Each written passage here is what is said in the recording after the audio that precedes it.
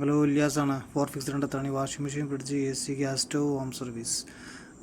ചില ആൾക്കാർ പറയും പുതിയ കുറ്റി മാറ്റിയ ശേഷം തീരെ സ്പീഡില്ല, കത്തുന്നത് വളരെ കുറവാണ്, ഫ്ലെയിം കുറവാണ്. അങ്ങനെ പറയുമ്പോൾ അതിനൊരു കാരണക്കാരെന്താ ഇതാണ്. പല കാരണമുണ്ട്. അതിലൊരു കാരണം ഇതാണ്. ഇതിനുള്ളിൽ ചെറിയ ഡസ്റ്റ് പാർട്ടിക്കിൾ കണ്ടോ. ഇത് പഴയ കുറ്റി മാറ്റി പുതിയത് വെക്കുന്ന സമയത്ത് ഫസ്റ്റ് ആയിട്ട് ഓൺ ചെയ്യുമ്പോൾ ഹൈ പ്രഷറിൽ ഇത് പൊടിഞ്ഞിട്ട് റെഗുലേറ്റർ വഴി ഗ്യാസിൻ്റെ പൈപ്പിൻ്റെ ഉള്ളിൽ കൂടെ സ്റ്റൗവിൻ്റെ ജെറ്റിൻ്റെ ഉള്ളിൽ പോയിട്ട് അടയും. അങ്ങനെ അടഞ്ഞു കഴിഞ്ഞാൽ പിന്നെ ഗ്യാസിന് ഫ്ലെയിം വളരെ കുറവായിരിക്കും, ചൂട് കുറവായിരിക്കും, മഞ്ഞ കളർ വരാൻ സാധ്യതയുണ്ട്, കരി പിടിക്കും പാത്രത്തിൽ.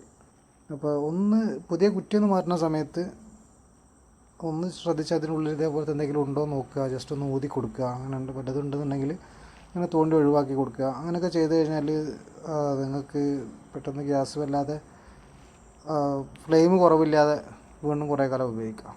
Okay, by.